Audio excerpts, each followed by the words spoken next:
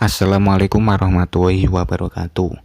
Saya dari kelompok 4 yang beranggotakan saya sendiri, Muhammad Khairul Niam, Laili Rahmatul Ummah, dan Sonia Fatmawati. Di sini saya akan mempresentasikan dengan materi tentang surah Makkiyah dan Madaniyah. Pengertian Makkiyah dan Madaniyah. Surat Makkiyah adalah ayat-ayat yang diturunkan di Mekah selama 12 tahun, 5 bulan, 3 hari. Sedangkan surah Madaniyah diturunkan selama 9 tahun, 9 bulan, 9 hari. Para ulama berbeda dalam mendefinisikan Makkiyah dan Madaniyah. Perbedaan ini disebabkan oleh perbedaannya kriteria yang ditetapkan untuk menetapkan Makkiyah dan Madaniyah sebuah surah atau ayat. Para sarjana muslim mendefinisikan terminologi Makkiyah dan Madaniyah pada umumnya menjadi 3 pendapat yang didasarkan pada tempat, waktu, bahan pembicaraan, dan sasarannya. A. Dilihat dari tempat turunnya. Makkiyah adalah suatu ayat yang diturunkan di Mekah sekalipun sesudah hijrah. Sedangkan Madaniyah adalah yang diturunkan di Madinah. Adapun kelemahan pada rumusan ini karena tidak semua ayat yang diturunkan dimasukkan dalam kelompok Makkiyah atau Madaniyah. Alasannya ada beberapa ayat yang diturunkan jauh di luar Makkah dan Madinah. B. Dilihat dari segi masa nuzulnya. Surah atau ayat bahwa surat Makkiyah adalah surat atau ayat yang diturunkan sebelum Nabi Muhammad SAW hijrah.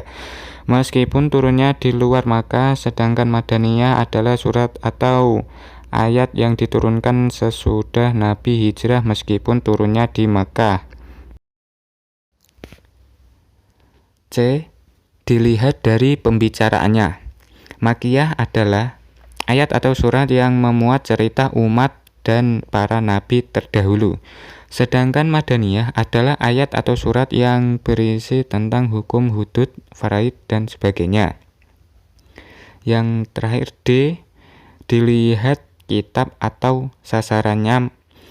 Maka surat Makkiyah adalah surat atau ayat yang diturunkan untuk ditunjukkan kepada penduduk Mekah. Sedangkan Madaniyah surat atau ayat yang diturunkan untuk ditunjukkan kepada penduduk Madinah. Macam-macam surat Makkiyah dan Madaniyah. A. Surat-surat Makkiyah. Surat-surat Makkiyah terdiri dari Al-Fatihah, Al-An'am, Al-A'raf, Yunus, Hud, Yusuf, Ibrahim, Al-Hijr, An-Nahl, Al-Isra, Al-Kahfi, Maryam, Toha, An-Nabiyah, Al-Mu'minun, Al-Furqan, Asy-Syu'ara, Al-Naml, Al-Qasas, An-Nakabut, Ar-Rum, Luqman, Sajdah, Sa'ba, Fitir, Yasin, Asy-Shaffat, Syad, Az-Zumar, Ghafir, Fusilat, Asy-Syura, Az-Zukhruf, Az-Dukhan, Al-Jutsiyah, Al-Ahqaf, Qaf, Al-Zariyat, At-Tur, An-Najm, Al-Qamar, Al-Waqi'ah, Al-Mulk, Al-Qalam, Al-Haqqah, Al-Ma'arij, Nuh, Al-Jin, Al-Mizamil, Al-Mudassir, Al-Qiyamah, Al-Mursalat, An-Naba, An-Nazi'at, Abasa, At-Takatsur, Al-Infitar, Al-Mutaffifin, Al-Insyiqaq, Al-Buruj, At-Thariq, Al-A'la, Al-Khasyi'ah, Al-Fajr, Al-Balad, Asy-Syams, Al-Lail, Ad-Duha, Al-Ashr, At-Tin, Al-Alaq, Al-Qadr, Al-Adiyat, Al-Qari'ah, At-Takatsur, Al-Asr, Al-Humazah, Al-Fil, Al-Quraisy, Al-Ma'un, Al-Kautsar. B. Surat-surat Madaniyah. Surat-surat Madaniyah terdiri dari Al-Baqarah, Al-Imran, An-Nisa, Al-Maidah, Al-Anfal, At-Taubah,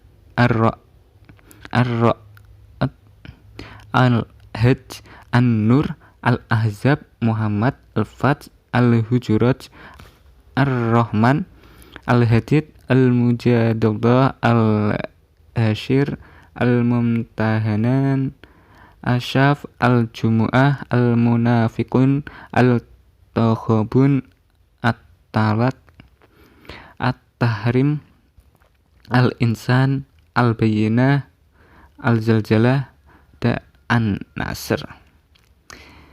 C. Surat-surat yang masih diperselisihkan para ulama, yaitu Al-Fatihah, Ar-Ra'd, Ar-Rahman, Asyaf, At-Taghabun,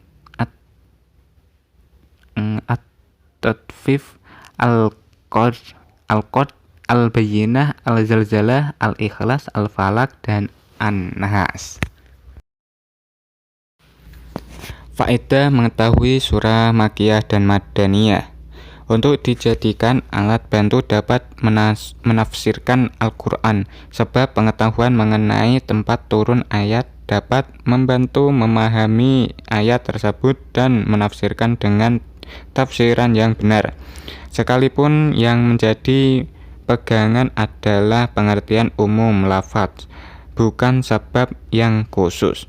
Berdasarkan hal itu, seorang penafsir dapat membedakan antara ayat dan nasikh dengan yang mansukh bila di antara kedua ayat terdapat makna yang kontradiktif yang datang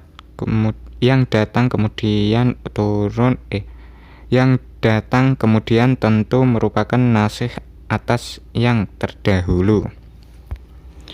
Mengetahui sejarah hidup Nabi melalui ayat-ayat Al-Quran, sebab turunnya wahyu kepada Rasulullah SAW sejalan dengan sejarah dakwah dengan segala peristiwanya, baik pada periode Mekah maupun periode Madinah.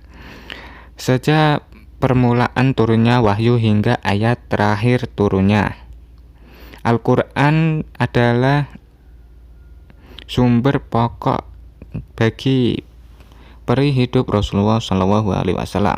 Peri hidup beliau yang diriwayatkan ahli sejarah harus sesuai Al-Quran, dan Al-Quran pun memberikan kata putus terhadap perbedaan riwayat yang mereka riwayatkan. Sekian dari kami kelompok 4. Apabila ada kekurangan atau kesalahan, mohon dimaafkan sebesar-besarnya. Terima kasih. Wassalamualaikum warahmatullahi wabarakatuh.